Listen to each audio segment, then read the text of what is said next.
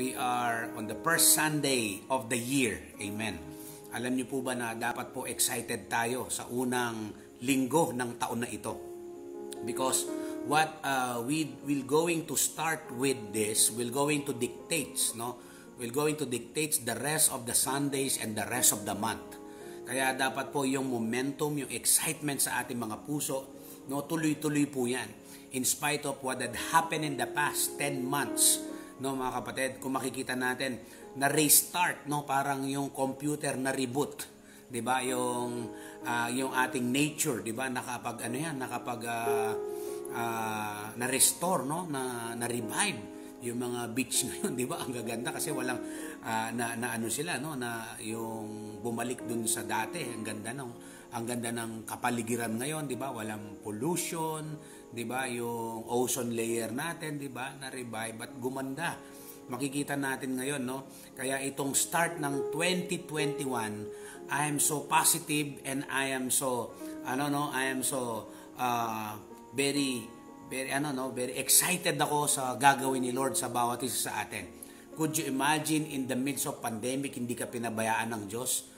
Kaya kung napagtagumpayan mo yung pandemya, matindi ka ngayon 2021. Amen. Do you believe that? You can comment down below and you can say, Amen. Lalo akong patitindihin ni Lord ngayon 2021. Amen. Kaya simulan po natin ang taon na to with full of excitement, with full of faith.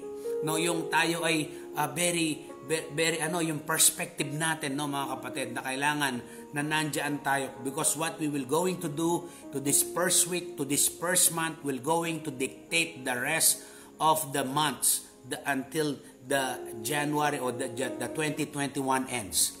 Kaya alam niyo po, mga kapatid, this is the very first Sunday of the year, kaya dapat po excited tayo. Amen. Kaya ang pag-uusapan po natin ngayon, New Start. I'm about to preach to the title, New Start. Bagong simula. Bagong simula ito, new beginning. Itong itong bagong taon na ito, unang Sunday, na dapat inuuna po natin si Lord. Mga kapatid, kung ikaw ngayon ay naglalaba, or ikaw ngayon ay kumakain, or ikaw ngayon ay may ginagawa, iwanan mo muna yan. Let us put God first. In this first start ng Sunday na ito, dapat hindi ka ka-absent. Amen. Mag-comment ka ngayon, mga kapatid.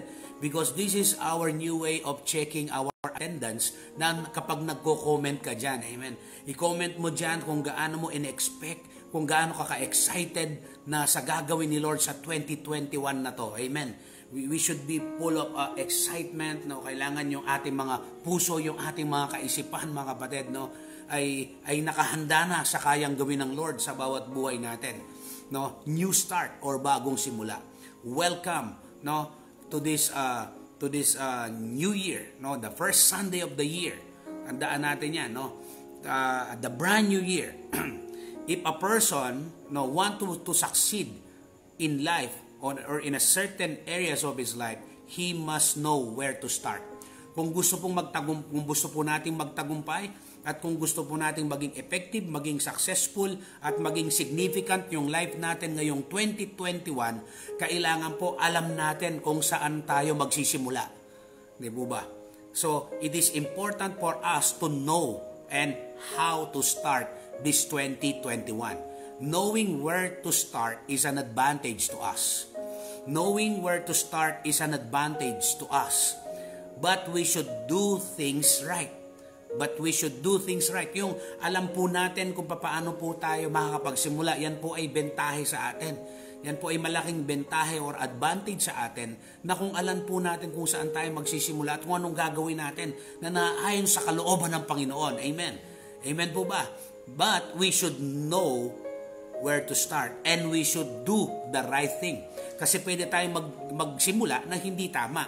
Kaya ngayon, titingnan natin kung ano yung sinasabi ng Bible, paano tayo dapat magsimula, paano natin haharapin itong 2021 na ito.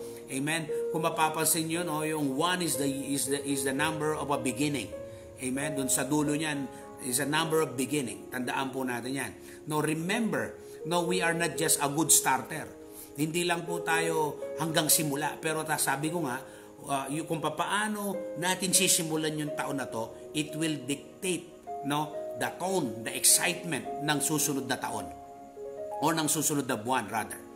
Amen? Kaya yung full of expectancy ng heart natin, yung having a right perspective, tandaan natin, remember, we are not just a good starter, but also we are a good finisher. Amen po ba? In this 2021, yan po yung tinuturo ko sa ating mga morning prayer.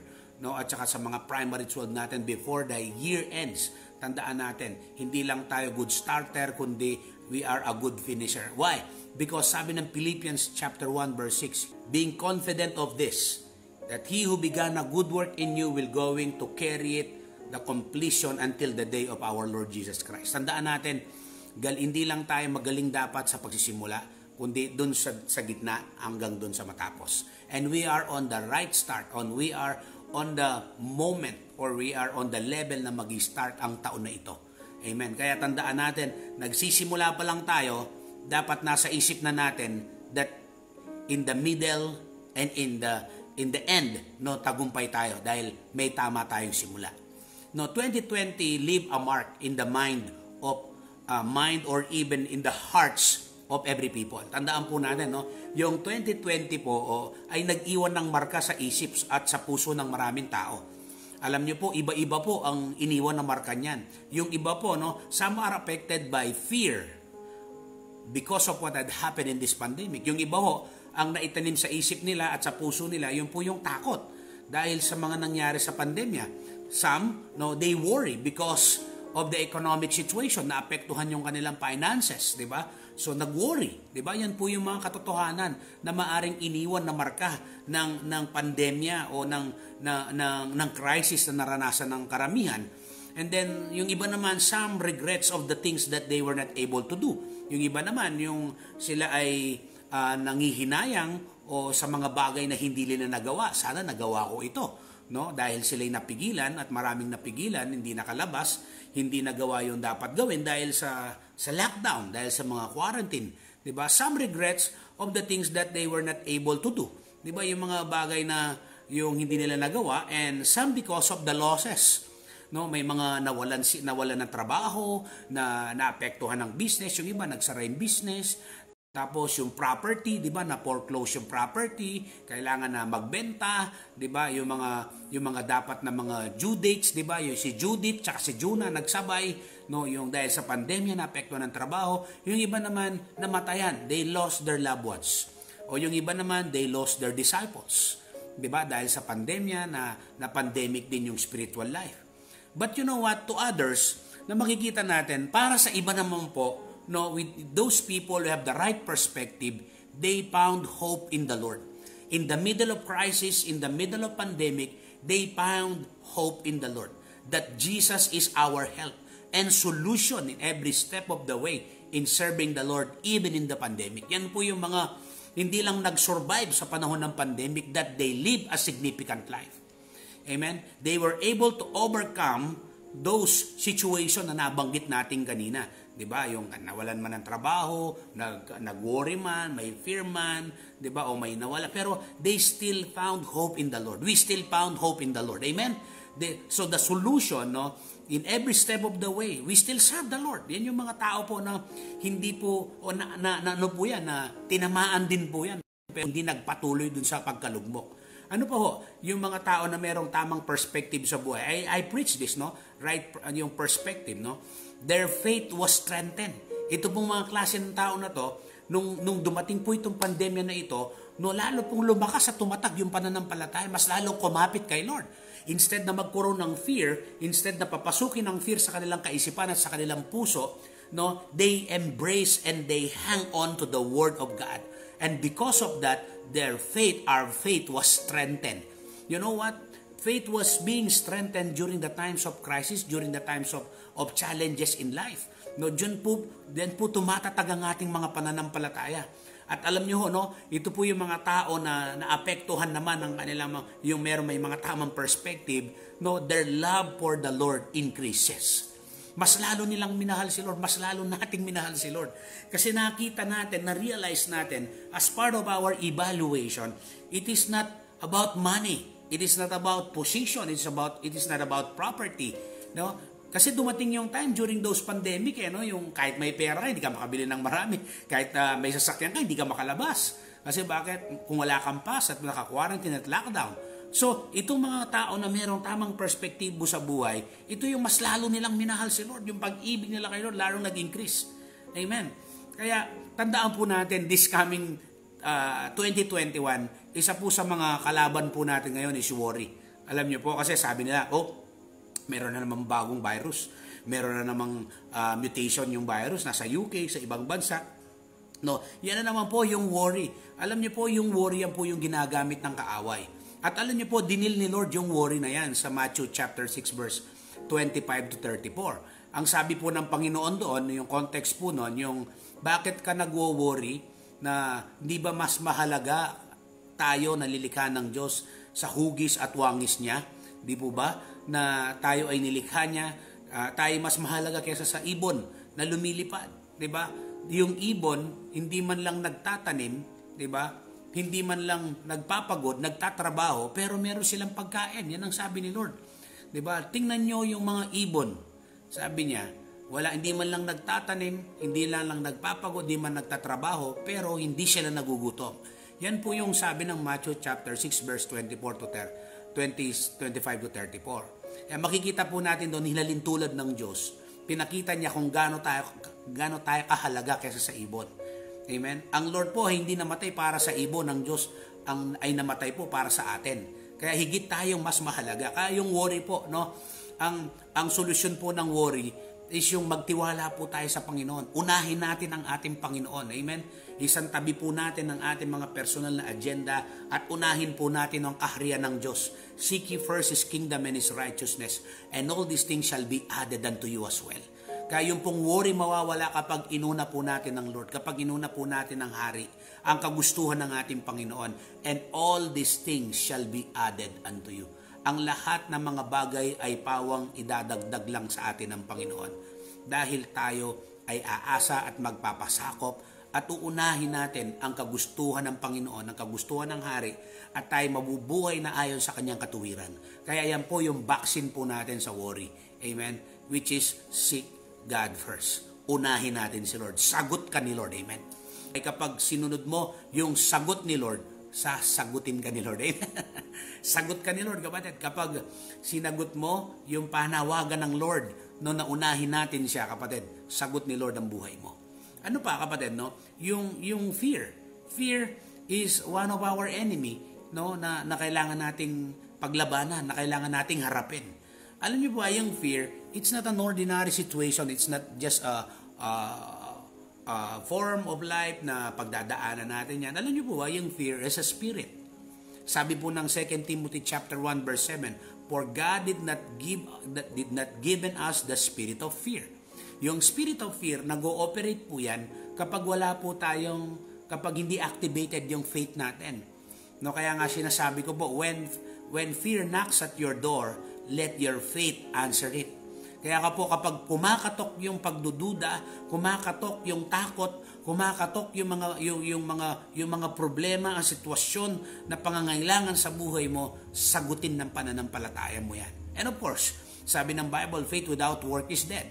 So hindi lang po yung ibig sabihin na faith na magiging tamad tayo. Hindi po. Yung faith na tayo po'y maniniwala sa salita ng Diyos, sa kayang gawin ng Diyos. Amen? At dahil po naniniwala tayo sa kayang gawin ng Diyos, tayo po'y kikilos at lalakad at mamumuhay na naayon sa kanyang kalooban. Yun po yung taong nananampalataya. Hindi po tamad ang isang taong nananampalataya. Amen? Huwag po nating mamisinterpret, I will walk by faith, di ba?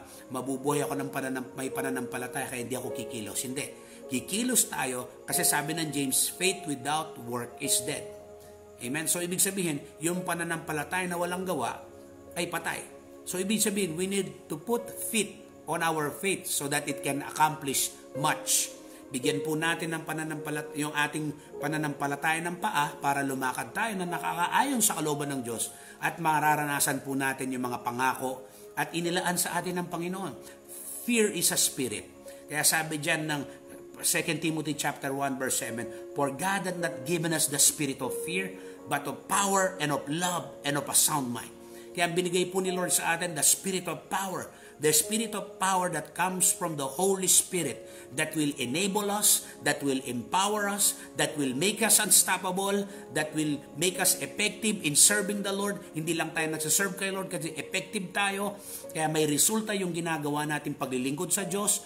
Amen? And love. Yung ibig sabihin yung pag-ibig. Yung mga taong mahirap mahalin. Because God is love na nasa buhay natin, nasa puso natin. We can still love those people, especially those who are unlovable. It's easy to love those people that are good to us, that those people who loves us do good no sa atin, pero ito po mapapadama natin doon sa mga tao na hindi ka mahal-mahal. And of a sound mind, ibig sabihin po niyan yung tamang kaisipan. Ibig sabihin niyan yung tamang insight, yung tamang pananaw na naaayon sa salita ng Diyos. So why worry if we are uncertain of our path? Karami pong mga tao nag-worry at merong fear because they are uncertain. Ibig sabihin po, hindi sila tiyak sa kanilang dinadaanan, sa kanilang buhay. Bakit yung mga tao nag-worry if we are not secure in the presence of God, if we are not secure under the mighty hands and under the mighty wings of our Lord? Why people worry and why people experience fear and entertain fear? Because they are not stable in their faith. Kaya mga kapatid, makikita natin dito, we should know our God. Dito po ngayong 2021, kailangan mas kilalanin pa natin ang ating Panginoon. And then when we know God, we can trust God. Now, when we know Him, we can trust Him. And when we can trust Him, we can obey Him. Now, when we know God, we can trust God. And when we trust God, we can obey God. Because in this 2021, mga kapatid, I know it's not easy. Hindi yan magiging madali.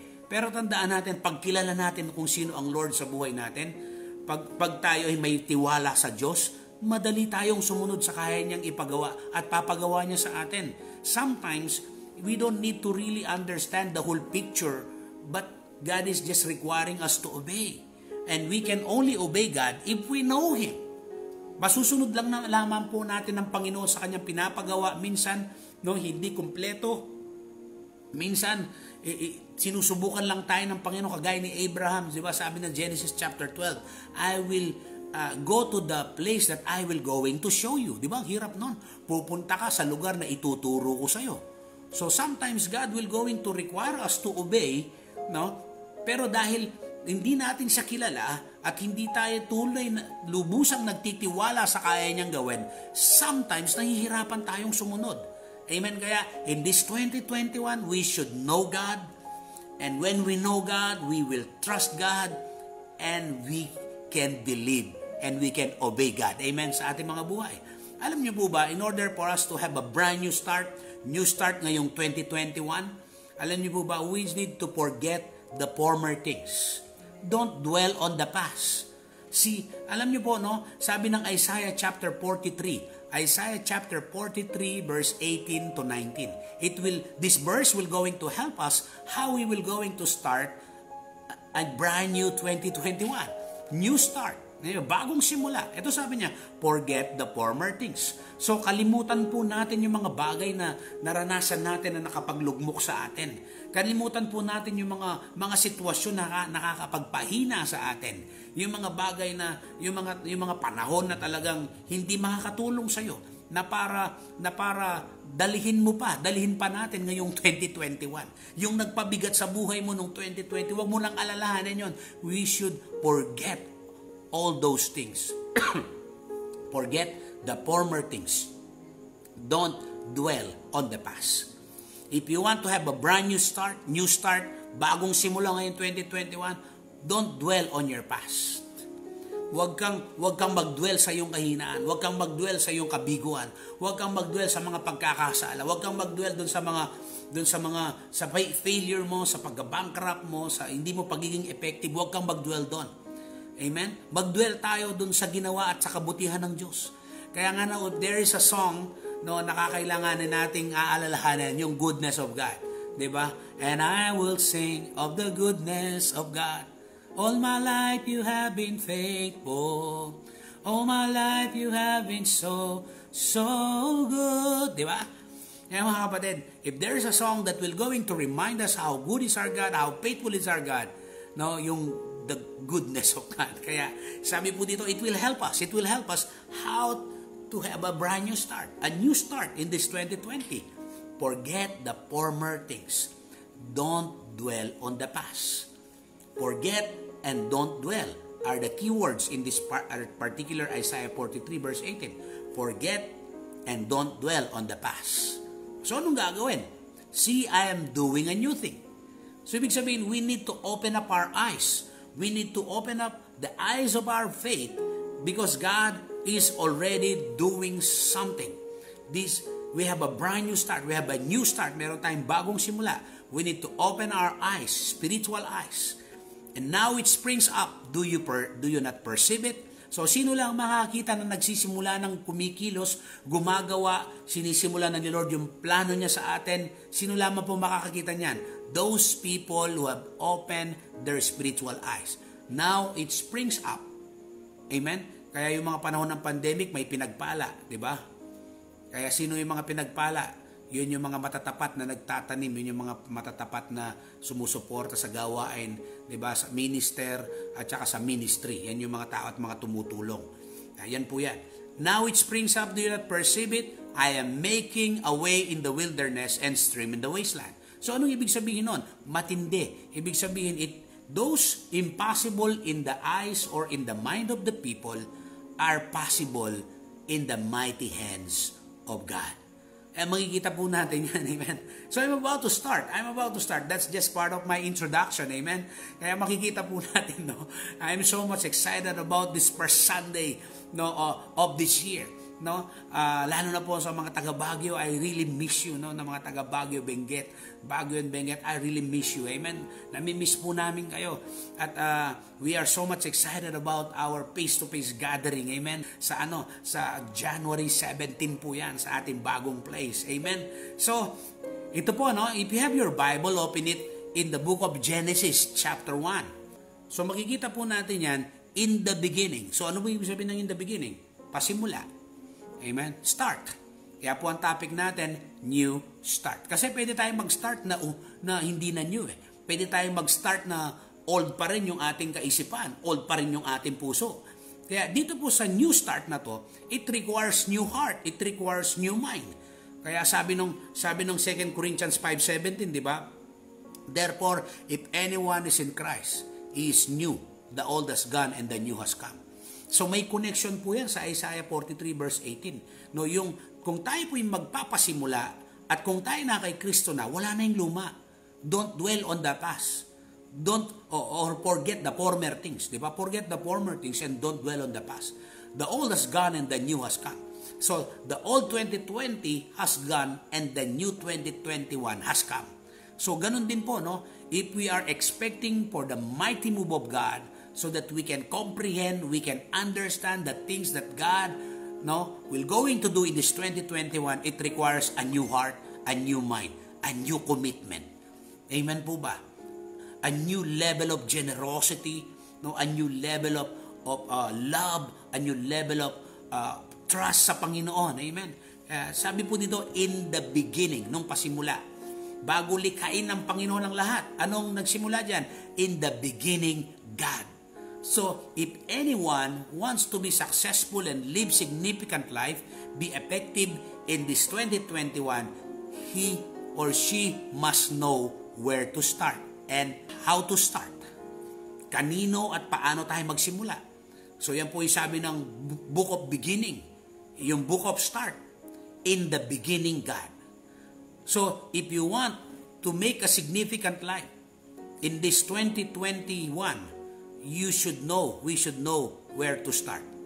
Alamin po natin kung kanino at paano tayo magsimula. Ang sabi po dito, no? In the beginning, God. Kaya, kung sisimulan po natin ang buhay natin na kasama si Lord ngayong 2021, you have a promising year. Di ba? Sigurado tagumpay ang 2021. Pero if you will going to start 2021 on your own, so you are on your own. Sometimes, no, our strength is limited, our wisdom is limited, we cannot protect ourselves may nakaprotekta ba sa atin, di ba? So it is God, no? Kaya tandaan natin, sino gusto mo ba? You are on your own or you are with God in this 2021. Kaya in the beginning, God. Kaya kapatid, after that, yung pagkatapos ng in the beginning, God, sino ba yung God na yan? He is the creator of heavens and the earth. So yung Diyos na yan, nasasamahan tayo sa ating pasimula at iugnay natin ang ating mga buhay para sa simula ng 2021 na yan, na 2021 na to. Siya yung Diyos na lumikha ng langit at lupa. Could you imagine that? Could you comprehend that? So imagine if we will going to start our life with this powerful truth dito sa matinding katotohanan na ito na tayo'y kasama ng Diyos at sasamahan tayo ng Diyos dito sa taon na ito, dito sa 2021 na to. Di ba mga kapatid? If God is for us, who can be against us? Kung kasama mo si Lord, di ba? Sino ang laban sa iyo? At kung tayo nagdududa at tayo mayroong mga kakulangan at mayroon tayong mga sitwasyon na pinagdadaanan, sino ba yung kasama natin, yung lumikha ng langit at lupa? Kaya tandaan natin mga kapatid, if you are writing down, kung nagsusulat po kayo, new start, this 2020, new start po ang topic natin ngayon. If you're writing it down, start your life with God. Amen. Simulan natin ang buhay natin kasama ang Diyos. Amen. Hindi po natin kayang mabuhay na wala ang Diyos. Amen. God will still be God without us. But man will not be man without God.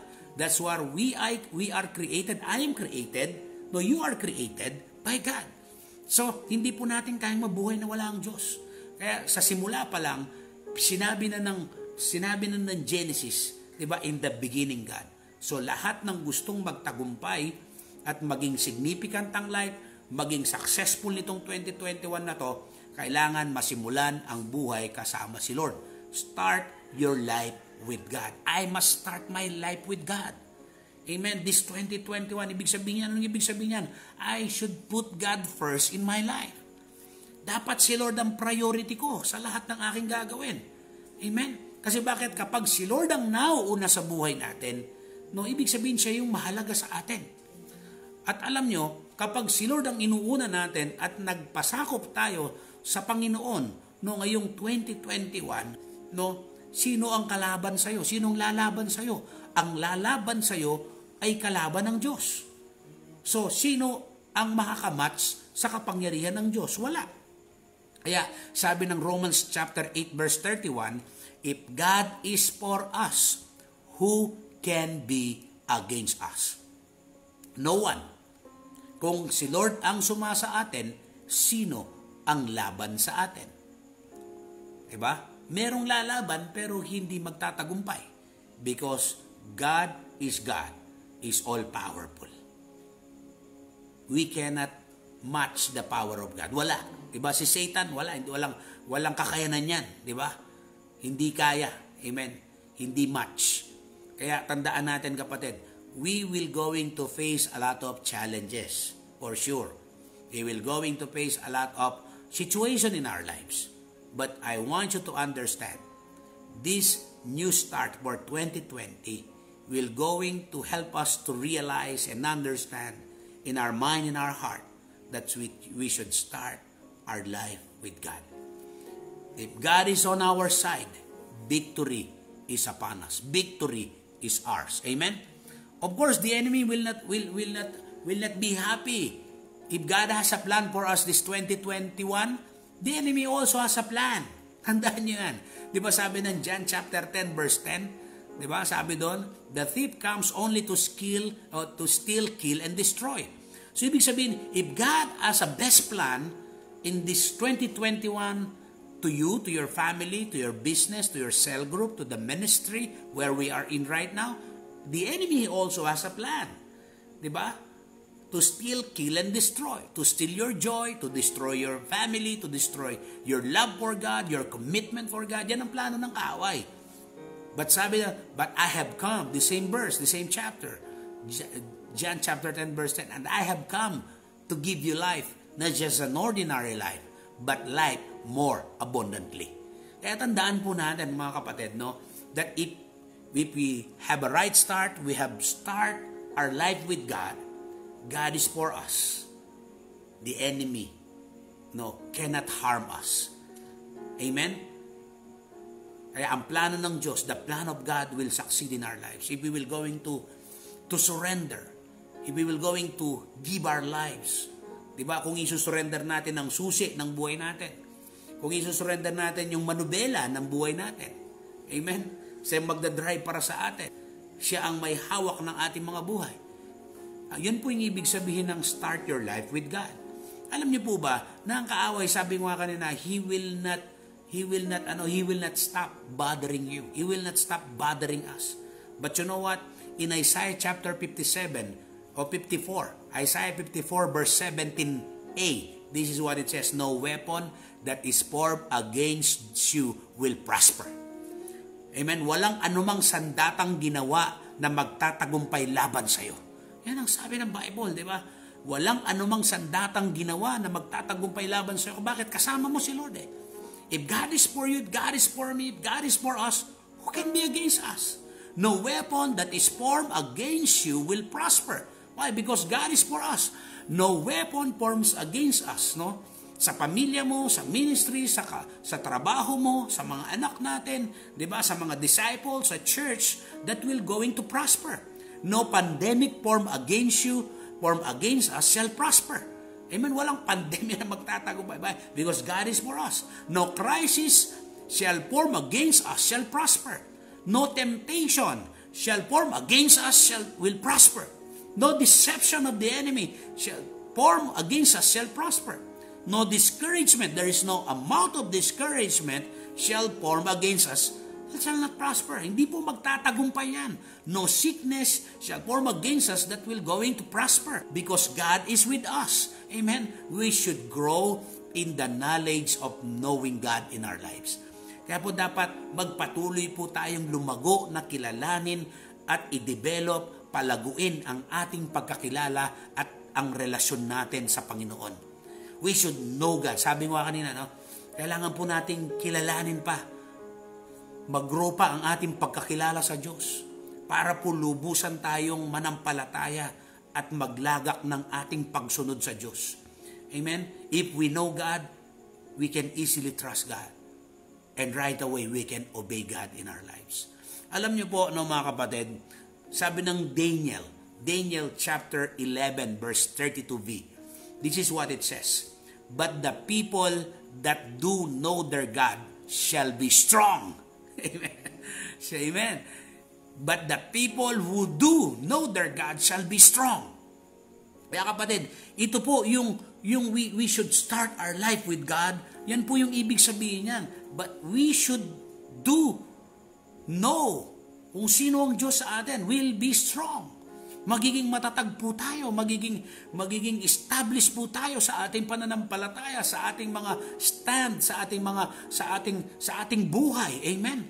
And do exploits. Yan po nang sabi ng Daniel chapter 11 verse 32b. Ibig sabihin ng first, yung 32b, yung after po ng first sentence, yung second sentence. But the people, are we that people who do know their God? Kilala mo ba kung sinong Diyos sa pinaglilingkuran natin? Amen. Sabi ng Genesis chapter 1 verse 1, in the beginning God. Who is that God? The creator of the heavens and the earth. So, but those people who do know their God, kapag kilala po natin ang Diyos, He shall be strong. Tayo po'y magiging matatag and do great exploits.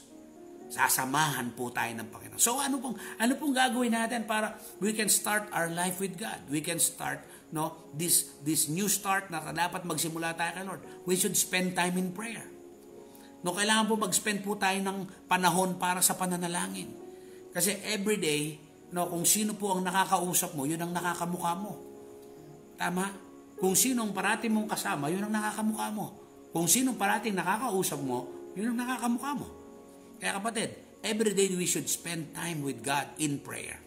Tandaan po natin yung prayer is just like, it's just like charging ourselves spiritually so that we can be strong at tayo maging gamit-gamit. We will be used by God. Hindi yung lemyak tayo, kundi lagi tayong handa. Yung cellphone mo, kahit napakaganda niyan, kahit latest pa yan, kahit iPhone 12 pa yan, di ba? Kung yan ay hindi naka-charge, hindi useless yan, di ba? Useless yan, hindi magagamit. Kaya parang sa atin, kahit napakarami nating potential, kahit napakaraming giftings na meron tayo, na binigay ni Lord, kapag hindi tayo naka-charge, di ba? Wala ka sa mood. Hindi ka connected kay Lord, di ba? Hindi tayo kagamit-gamit. That's why, spend time in prayer. Spend time not just in prayer, but spend time in the Word. Kasi yung Word po ang magbibigay stabilization sa atin. Yung Word po ang magpapalakas sa atin. And then, wag po tayong maging religious lang na nagpe-pray, nagdi-devotion. Hindi lang po ganon. Ang very purpose po why we pray and why we do the devotion is for us to apply it. Spend time also in applying the Word. Spend time also in applying the Word that God has given us. Kaya makikita po natin mga kapatid na napakahalaga po nito. Napakahalaga po nito na dapat nating maintindihan, no? Ito pong fresh start na ito. Alam niyo po ba, kung mapapansin niyo, yung mga babanggitin ko pong mga verse ngayon ay halos simula po ng mga books. For example, Genesis chapter 1 verse 1. So titingnan naman po natin ngayon yung Psalms chapter 1 verse 1, 2 and 3. Yan yung mga pinakamahabang po yan, di ba? Book, yung Psalms, di ba? Psalms chapter 1 verse 1 to 3. Tingnan niyo po ito, paano tayo makakaranas maliban po dun sa una na start your life with God. So ano po yung pangalawa? Sabi po ng Psalms 1 verse 1 to 3. Blessed is the one who does not walk in the steps of the wicked, or stand in the way that the sinners take, or sit in the company of the mockers. Tingnan niyo po, no? So anong ibig sabihin po niyan? Umiwas daw po tayo, no? Wag tayong sumama dun sa mga lakad ng mga liko, at wag po tayong magpapaniwala dun sa mga sinasabi po nila. Wag tayo magpa-apekto. So in short, yung pangalawa po, if you are taking down notes, no, for us to have a fresh start or a new start, we must surround ourselves with the right people. Surround yourselves with the right people. Because if you are with the wrong people, with the wrong person, they cannot help you. Diba? Hindi ka matutulungan ng mga tao na yan. Diba? It will just going to discourage you. It will just going to pull you down. Kaya mga kapatid, samahan po natin yung mga taong nakaka-encourage sa atin. Yung mga taong kaparehas mo ng vision, kaparehas mo ng pangarap, kaparehas mo ng patutunguhan sa buhay. Don't spend too much time to those people who are mockers, who will not going to help you to be closer to the Lord. Alam niyo, sabi ng Proverbs 10 verse 7a, Proverbs 10, 7a, ibig sabihin, the first sentence. Okay. Good people will be remembered as a blessing. Kaya kapatid, no, when you surround yourselves with good people, they will remember you. All those good people, sabi ng Proverbs 10:7a, no, they will be remembered as a blessing. Kaya di ba kapag may mga pinagdadaan ka, sinong naaalala mong puntaan? Yung mga tao na alam mo magiging blessing sa'yo. Kaya wag mong pupuntahan yung mga tao na alam mo makakapagpahina sa'yo. Mali yun. Kapag may pinagdadaanan ka, may mga sitwasyon ka sa buhay, huwag kang maghahanap yung kakampi sa'yo.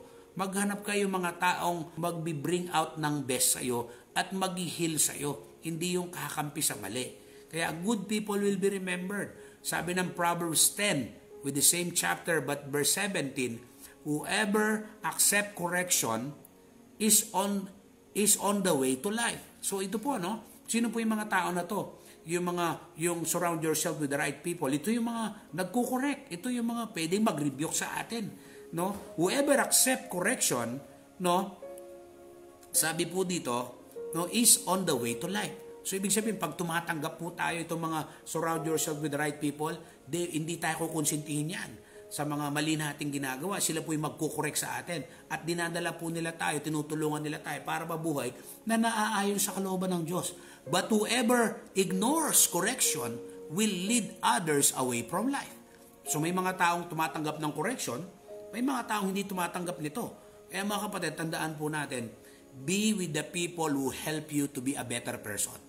Samahan po natin yung mga tao na tutulungan tayo para tayo mas maging mabuting tao, no? Kung ikaw ay tatay, samahan mo yung mga tatay na tutulungan ka kung paano ka mag-grow as a father. kung paano ka magiging responsable, kung paano ka magdadala ng pamilya, kung paano mo ilalapit yung pamilya mo, yung asawa mo, paano mamahalin, paano mo ipoprovide yung pangangailangan ng pamilya. Yun yung samahan mo. Kung samahan yung mga naglalasing ng babae, nagsusuka, huwag mo sasamahan yung mga tao na yun because they will not help you to fulfill your dreams para sa pamilya mo at para sa mga anak mo. No? Be with the people that will help you to be a better person. So kung yung mga tao na yan, kapatid, ang binubulong nila sa'yo, di ba, yun yung negatibong bagay, umiwas ka na sa mga tao na yan. Di ba? Hindi yan makakatulong sa pangarap mo at hindi ka mag-grow diyan. Kung ikaw naman ay anak, no? Samahan mo yung mga mabubuting bata, samahan mo yung mga mabubuting tao. If you are a daughter, 'di ba? Yung mga son and daughter dito, so samahan niyo, wag yung mahilig sa games. Wag yung samahan yung mga mahilig sa love life, wag yung samahan yung mga tao na yan. Samahan niyo yung mga tao na nag-aaral lang mabuti at naglilingkod kay Lord. Those young people who are in love with the Lord, who are serving the Lord. Yan yung samahan mo. Huwag mong samahan yung mga taong yung mga hindi pa nila panahon, pinagpipilitan na nila, di ba? It will not going to help you. Instead, maiinggit ka sa kanila, mahuhulog ka rin doon sa ganong klase ng pamumuhay at estado. Kaya kapatid, no, be with the people that will help you to be a better person. Be with the people who will inspire you to be a good father, a good son, a good wife, di ba? A good daughter, a good employer, a good employee, di ba? A good cell leader, di ba? A good family man, a wife, di ba? A mother, a businessman. So, be with the people who inspire you, di ba? Na para maglingkod kay Lord. Maging tapat sa Panginoon. Huwag mong samahan yung mga taong hindi kayo ni-inspire para maglingkod kay Lord. Huwag mong samahan yung mga taong nilalayo ka sa Diyos. Huwag mong samahan yung mga tao na bulakbol sa pag-aaral. Huwag mong samahan yung mga kasamahan mo sa trabaho na hindi nagtatrabaho ng maayos. Di ba? Be with the people, with the right person that will inspire you to be a better cell leader, to be a better pastor, di ba? To be a G12, to be a better G12 leader, di ba? To be an employee, to be a businessman, di ba? To be a student, di ba? To be a manager. Di ba, yun, samahan po natin yung mga taong nag-i-inspire po sa atin. Ito po isa sa pinakamaganda, kaya lang mahirap to. Be with the person that corrects and rebuke you. Ayan, alam nyo, sa business world po, no, sa Jollibee, sa McDo, sa lahat po ng mga korporasyon, alam nyo po, kaya po meron silang tinatawag na consultant. Yung mga consultant, hindi po nila ini-inspire yung mga tao, hindi lang nila ini-inspire yung mga tao. Hindi lang po yun ang trabaho nila. Ang trabaho po ng consultant, sasabihin kung anong mali nila. Sasabihin kung bakit ang trust rating o ang customer is mga 95% lang. Bakit yung sa kabilang kumpanya 96? Bakit sa kabila 97? So ituturo ngayon nitong consultant na to, itong mali ng mga kumpanya para mag-grow pa yung kanilang kumpanya. Ang laki po ng bayad nila sa mga yan. 'Di ba? Bakit po? Para mag-grow sila. Yung kanilang mga weakness, yung kanilang mga lapses ay mai-correct nila para tumaas ulit yung sales nila o yung kanilang performance. No, alam niyo po, baliktad po sa ating mga Kristiyano 'yan. No, parang hindi po natin gusto kadalasan yung nakokorek at nare-review kasi masakit naman po talaga. Nasasabihin kung anong kakulangan natin at kung anong dapat nating ayusin. Pero tandaan niyo po, be with the right person. Surround yourself with the right people. Sino po ba yung mga tao na to? Be with the person that corrects and that rebukes you. Kapag po kinukorek tayo ng mga tao na yan, ay nako, nakahanap ka na ng tamang kaibigan. Nakahanap ka na ng tamang cell leader, nakahanap ka na ng tamang pastor, nakahanap ka na ng tamang kaibigan, na kapag kinukorek ka. Pero kapag hindi ka na kinukorek, kapag kahit mali na yung ginagawa mo, naku, magtaka ka na at magpray ka na, kapatid. So, ibig sabihin, pag kinukonsinti ka sa mali, abay, delikado yan.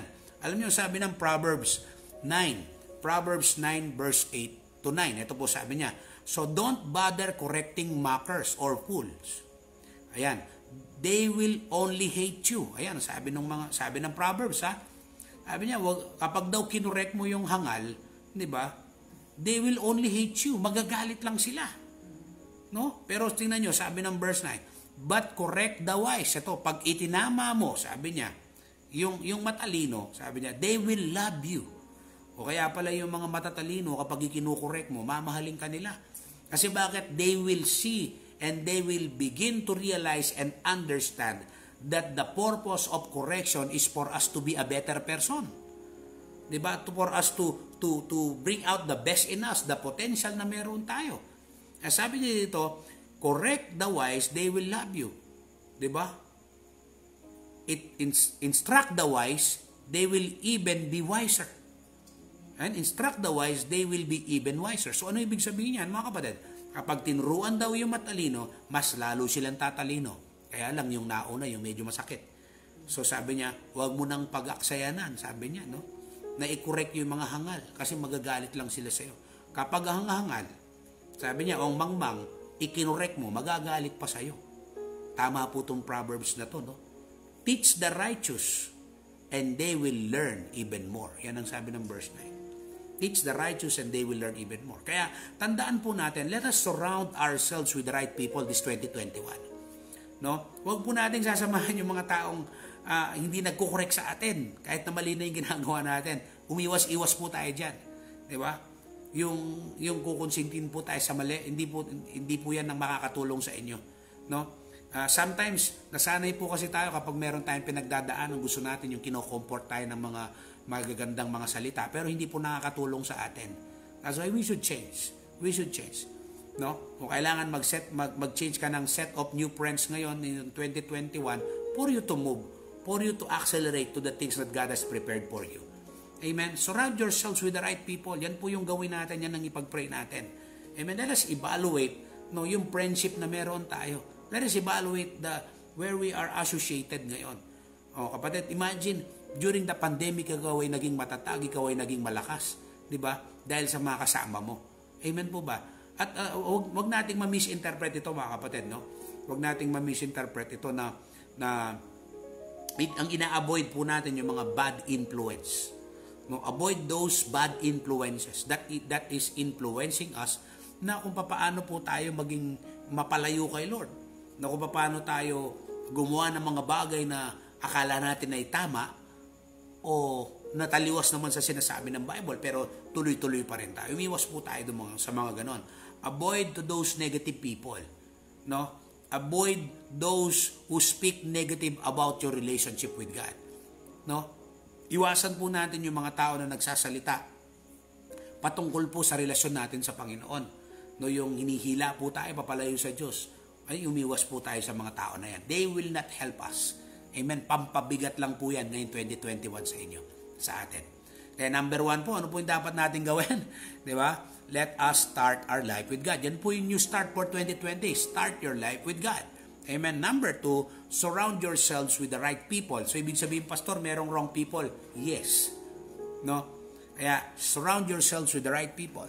Number 3, stand on the right ground. Stand on the right ground or stand on your ground.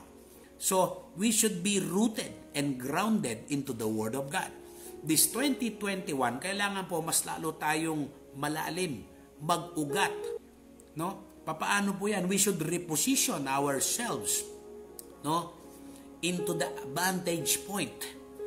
No, we should reposition ourselves to the vantage point. Ibig sabihin yan, ano po yung vantage point na yan? Ibig sabihin, dun sa lugar na mayroong tamang pananaw na naaayon sa salita ng Diyos, ay naaayon sa kalooban ng Panginoon. We should reposition ourselves. Kapag ngayon, no, nakikita nyo ngayon, yung number 1 pa lang talagang mukhang may sablay na ako, kailangan ayusin ko yun.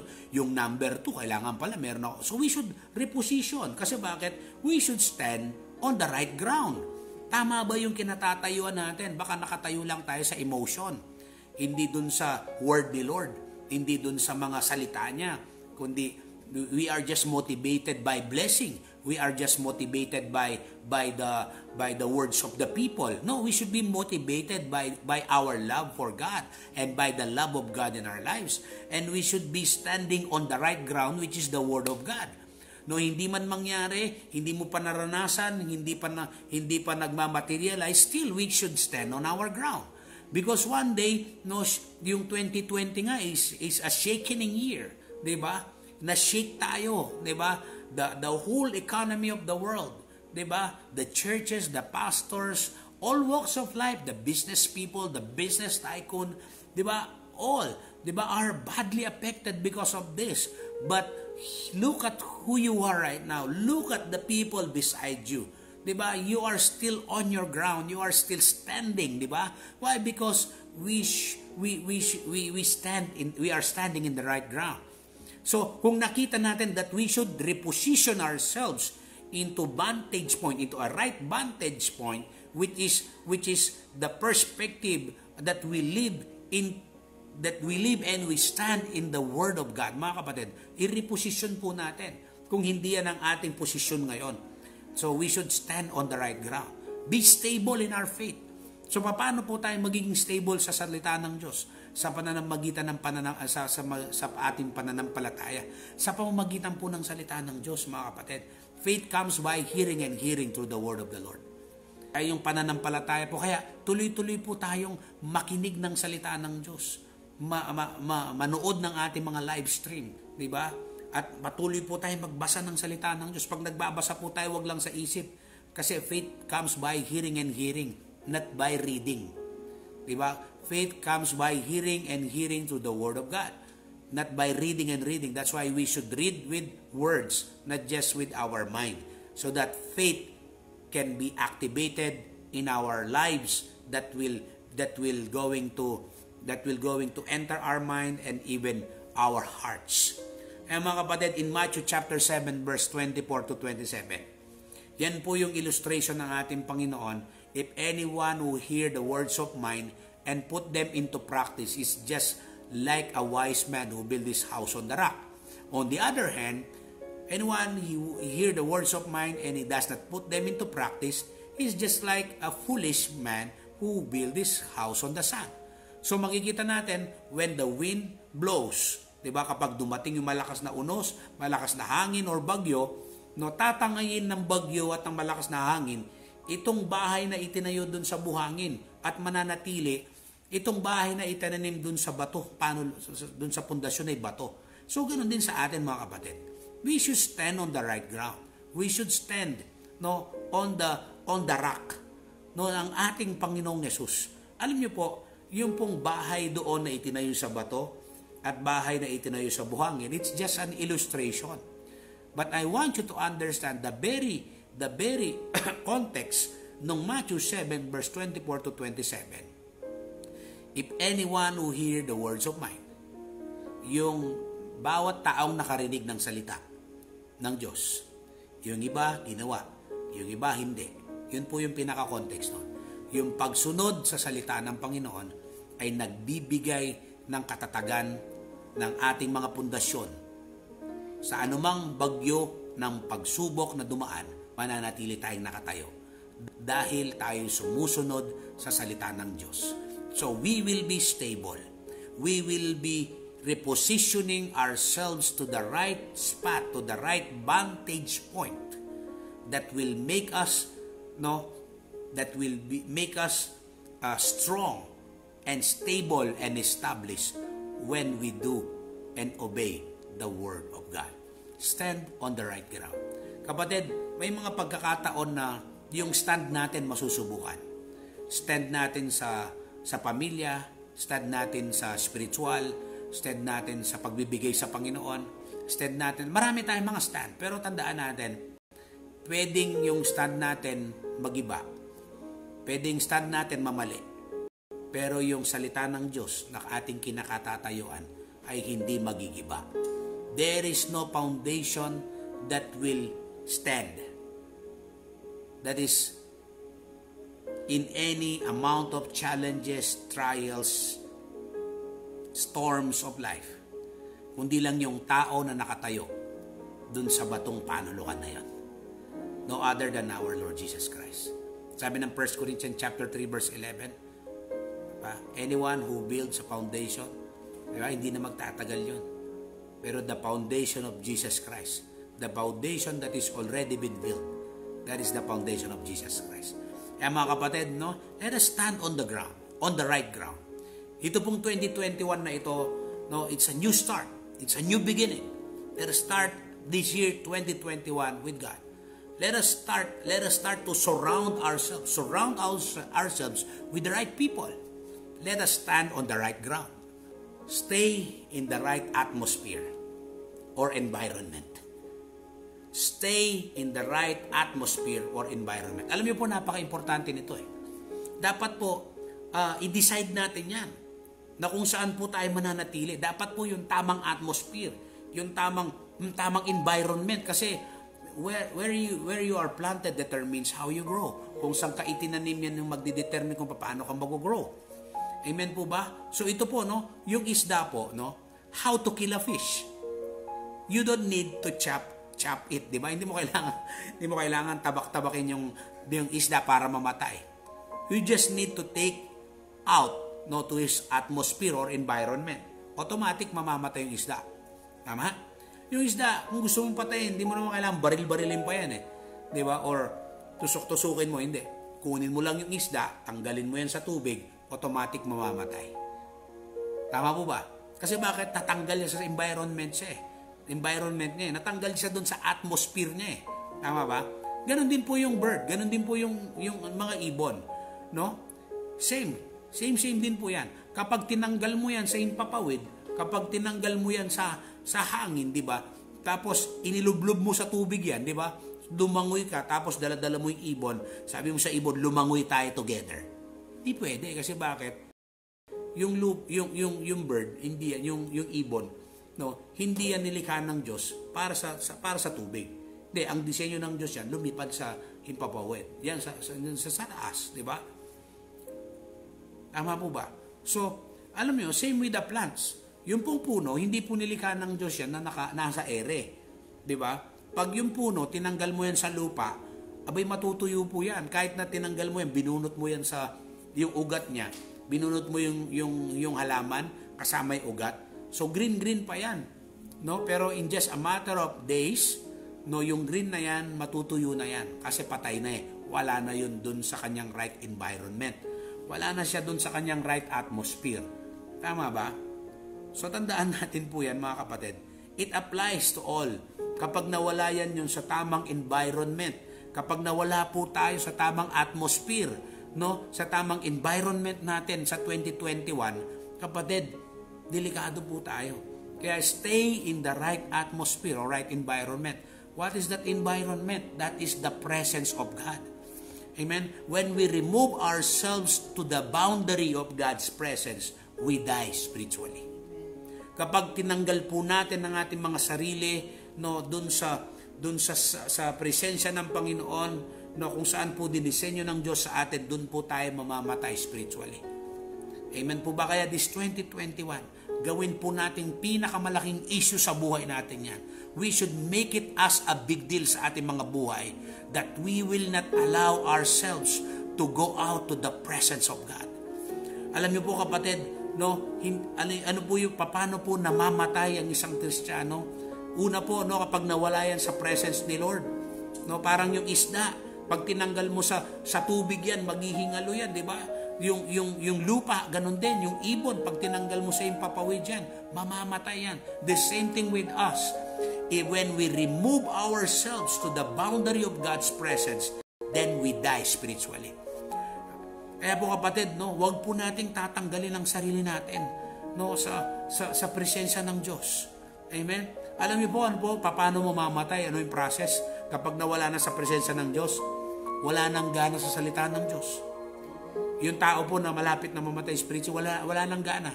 Parang ganun din po, di ba? Yung mga malapit na mamatay physically, hindi na makakakain. Wala nang gana sa pagkain. Tama? Wala nang gana magpunta sa church. Wala nang gana magsimba. Di ba? Kasi bakit? Ano na lang eh, nasanay na sa live stream na lang. Wala nang gana eh. Kaya live stream na lang ako, pero minsan di naman nakikinig na. Wala na yung focus nila doon. Sensitive nang masyado, di ba? Hindi na makorek. Puro mali na yung nakikita. Tama po ba? Kaya alam nyo mga kapatid, stay in the right atmosphere or environment. Alam nyo kapag nasa tama po tayong atmosphere, nasa tama po tayo ng environment, ngayon 2021, kapatid, grabe. No?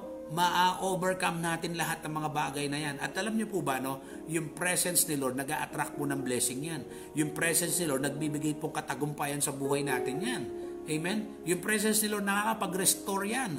Yung presence ni Lord, yan po yung nagsisimula at ng atmosphere of hope at yung faith na nandyan po nagsisimula yung himala kapag nandyan yung presence ni Lord. Alam niyo po ba gaano kahalaga yung presensya ng Diyos sa buhay ni Moises? No, in Exodus chapter 33 verse 15, this is what Moses said. Then Moses said to him, "If your presence does not go with us, do not send us from here. Do not send us up from here."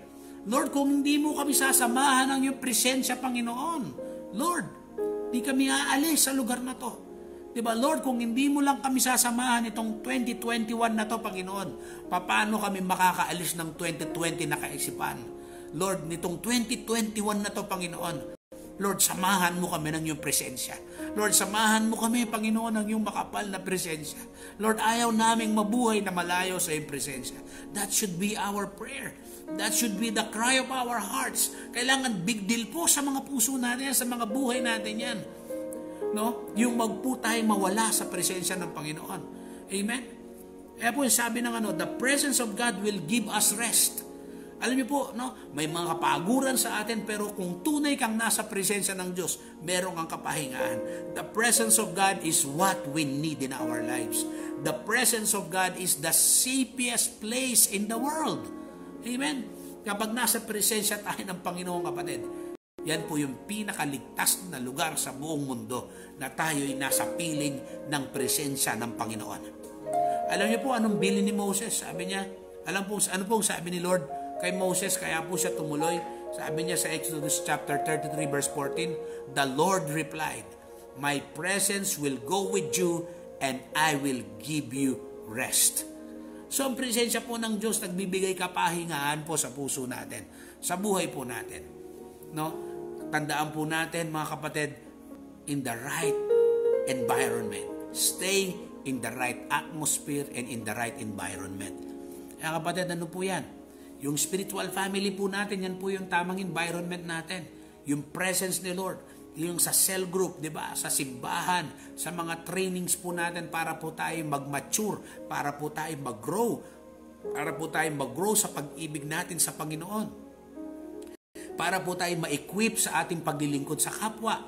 No? Pagsishare po ng ating mga testimonyo, testimony na binago ng Panginoon ang ating mga buhay. Amen? Para po tayo ay makapag-evangelize, para po tayo maging kagamit-gamit sa iba na kung paano po binago ng Lord ang ating mga buhay. Amen? Kaya alam niyo po mga kapatid, number 5, and this is the last, new start for 2020. Amen? Number 5, start to raise up a generation that loves, honor, and serve God. This 2021, yan po yung gawin natin. Let us start to raise up a generation that loves. Wag lang po tayo mag-win. Wag lang po tayo mag-evangelize. Let us start to raise up a generation. Ibig sabihin po yan, yung generation na to. Amen. We will win this generation with the help of the Almighty God, with the empowerment of the Holy Spirit, amen, with the word, no, of our Lord Jesus Christ, to start to raise up a generation that loves and honor and that serves God. Alam niyo po, Matthew chapter 1 verse 1. I'm about to close. Matthew chapter 1. Kung makikita niyo po, no, Genesis chapter 1 verse 1, Psalms chapter 1 verse 1 to 3, at ito po, Matthew chapter 1 verse 1. The book, ito pong nakalagay sa verse 1, the book of generation of Jesus Christ, the son of David, the son of Abraham, and then the rest. Mababanggit niyo po yan, mga genealogy. Ayan po, bakit po anong kahalagaan ng genealogy? Ang ating pong pamilya, mga kapatid, i-reset po natin ang bawat pamilya Kristiyano na nagmamahal sa Diyos, hindi lang nagsisimba, kundi mahal si Lord. No, hindi lang yung nagsisimba, hindi yung nagsiserve kay Lord. Amen. Hindi lang yung nagmamahal kay Lord, kundi yung nagsiserve din kay Lord. At yung pinaparangalan si Lord. Unahin po natin yung ating mga anak. Unahin po natin yung ating mga kapatid. Unahin po natin ang ating mga pamilya. And then yung ating mga kaopisina, yung ating mga katrabaho, di ba? Yung ating mga kaklase, yung ating mga kamag-anak, yung mga taong malapit sa atin. This 2021, let us start to raise up a generation that loves God, that honors God, that serves God. Let us win every family. Let us win this generation for the Lord. Let us disciple this family, every families, every students, every marketplace people. Amen. All walks of life, let us disciple them and let us train them in serving the Lord. Start to raise up a generation that loves and honors God. Kaya mga kapatid, yung new start po natin ngayong 2021 na ito, mga kapatid, huwag po nating simulan to ng sarili lang natin. If you want to be successful, significant, effective in this 2020, kapatid, let us start our life with God. Start your life with God. Why? Because if God is for us, who can be against us? If our love for the Lord is intact, if our faith nandyan po yan, we should know God, we should trust God, and we can obey Him. Amen? Let us surround ourselves with the right people. Ngayon 2021, kapatid, no, paligiran natin ang ating mga sarili ng tamang tao. Yung tamang tao na nag-a-add ng value sa buhay natin, that encourage us to serve the Lord, no, that will help us to be more wiser, that will help us to be more to love God more. Amen. Be with the people who will make us who will help us to be a better person. Be with the people who inspire us, no, to be a better cell leader, to be a better father, to be a better wife, to be the best employee or businessman, so to be a best daughter, di ba, or son. So yan po yung mga samahan natin. Be with the person that corrects and rebuke you. Yung samahan po natin yan. Kasi ang sabi ng Bible yung taong tinatanggap ng correction, yan po yung mga taong nagiging matalino. Yan po yung mga taong lalong nag-grow. But corrects the wise, they will love you. Diba? Instruct the wise, they will be even more wiser. Kaya tandaan po natin, no, avoid those people, no, who don't believe on the dream of God in your life. Avoid those people who pull you down. Avoid those people na nilalayo ka sa Diyos. Na pine-persecute nila yung relationship mo kay Lord. Iwasan mo yung mga tao na yan. Be with the right person. Surround your life with the right person that will help you to be a better person, that will help you to love the Lord, that will help you to serve the Lord, that will going to help you to be a better man, to be a better man of God, to be a better woman of God. Amen? At stand on the right ground. Kapatid, darating ang araw, no, nitong 2021, may mga pagsubok kang pagdadaanan. Pero nasa tama ka ba? Tama ba yung kinakatayuan mo? That's the Word of God. That's why this 2021, we should be rooted and grounded into the Word of God. Because there will be many forms of deception. There will be many forms of discouragement. There will be many forms, no, na gagamitin ng kaaway. But when we stand on the right ground, no, there is no amount of discouragement and deception that can stop you loving, serving, and honoring the Lord in your life. At tandaan natin mga kapatid, no, we are not just after to grow the church, to grow yourself. But this 2021, start to raise up a generation that loves the Lord.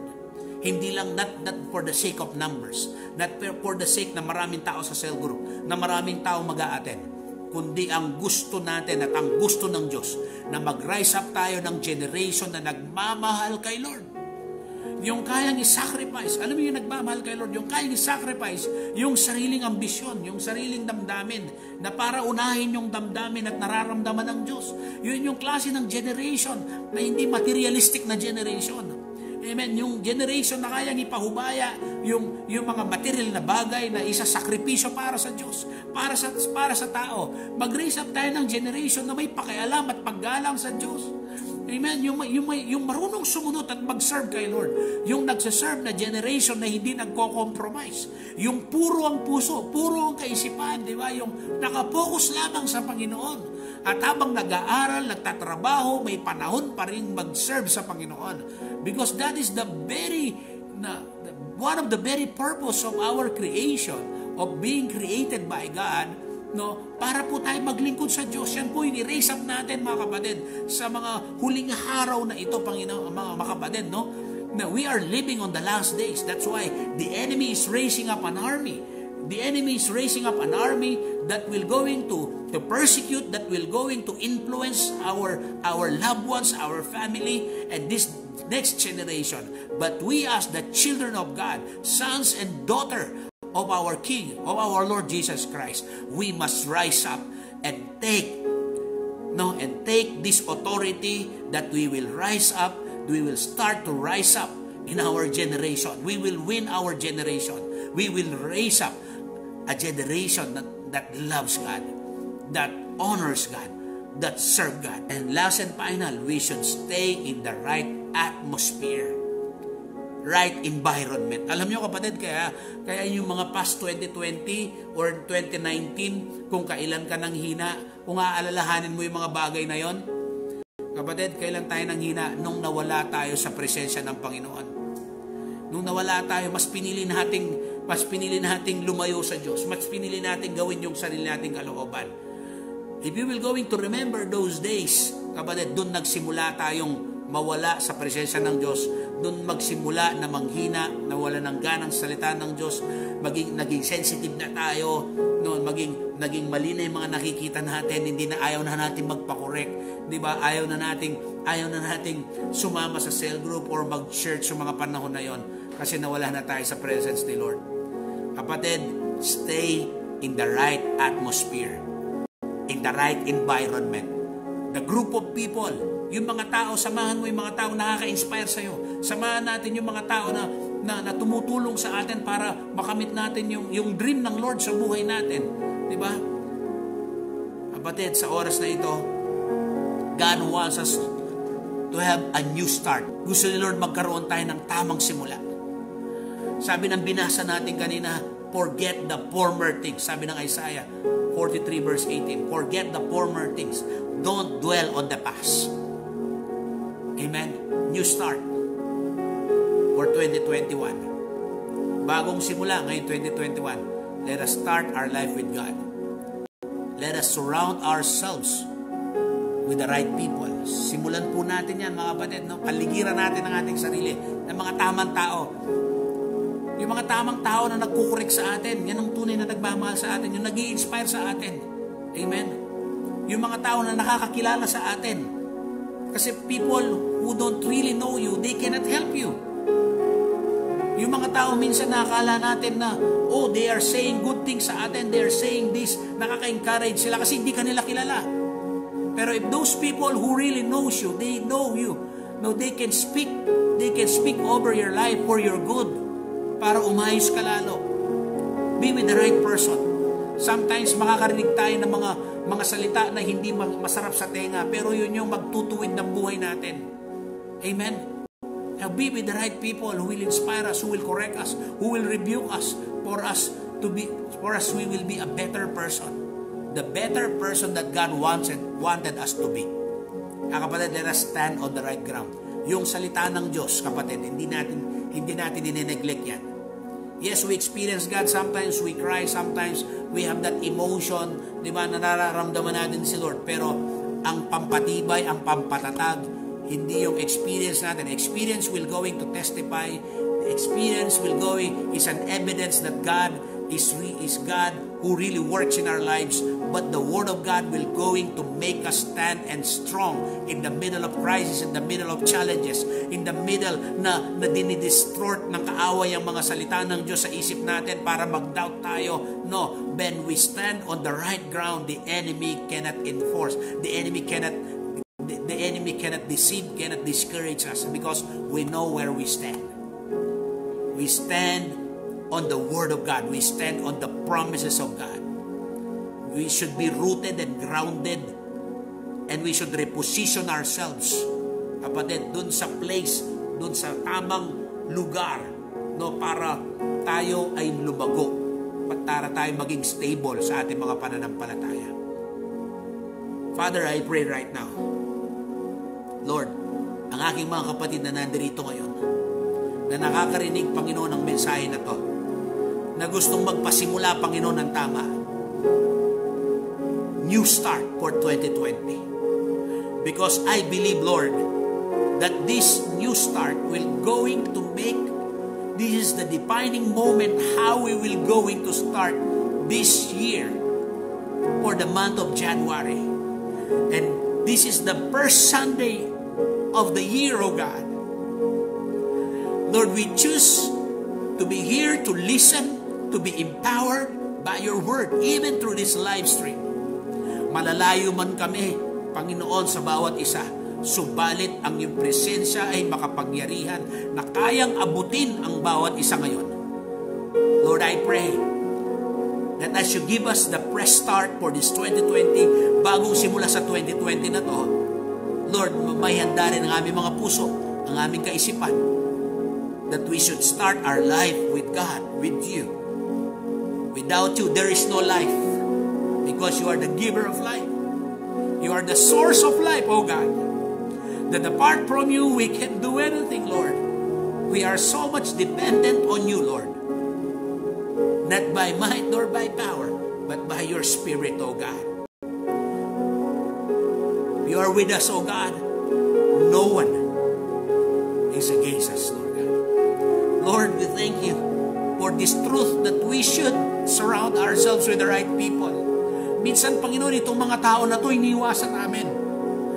Yung mga taong tunay na nagmamahal sa amin, na kinukorek kami, Lord, minsan di namin na-appreciate. Kasi nasanay kami na gusto namin yung mga magagandang salita sa tenga namin, pero hindi yun nakakatulong sa amin. Isa nakala lang namin yung mga nag-i-inspire, yun lang. Pero Lord, yung din pala yung mga tao na nagkukorek, nagtutuwid ng buhay namin, na kailangan din namin silang pahalagaan, Panginoon. Not our emotion. Sometimes we fail because we use our emotion. We do not use the wisdom that comes from you. Lord, sometimes may mga tao kaming dapat iwanan para kami maka-abante sa mga bagay na pinapagawa mo sa amin. Give us the strength, Lord God, to decide and to be with the right person. Maraming salamat, Lord, sa manaw ng pagsubok, Lord, that we can really stand on your ground, on your word.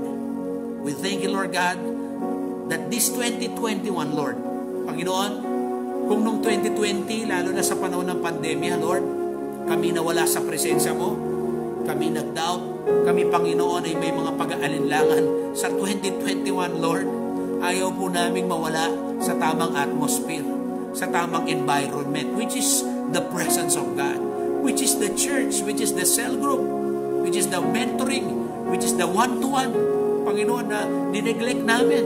Yung PID, Lord, na neglect namin, Lord. Yung cell group sa bawat tahanan, Lord, I pray right now, Lord, nabibigyan naming pahalaga na kami manatili sa tamang lugar, sa tamang environment, Panginoon. That, Lord, what we do in winning souls and making disciples, not just to grow the cell group, not just to grow the church, but we want to start this 2021 to raise up a generation that loves you. Hindi lang yung generation na nag-a-attend, hindi lang yung generation, Panginoon, na pumapalakpak, kundi yung generation na mahal ka, na kahit dumating yung matinding persecution, magtutuloy-tuloy pa rin, mananatili pa rin naglilingkod at nagmamahal sa iyo, at gumagalang sa iyo, at naglilingkod sa iyo, Panginoon. Maraming salamat, Lord. Those people who are watching on live stream right now, I pray, God, that you continue to give us a right start, a new start for 2020. These 5 truths, Lord God, will going to help us how to have a new start for 2020. We thank you. We love you. In Jesus' name we pray. Everybody say, Amen and amen and amen.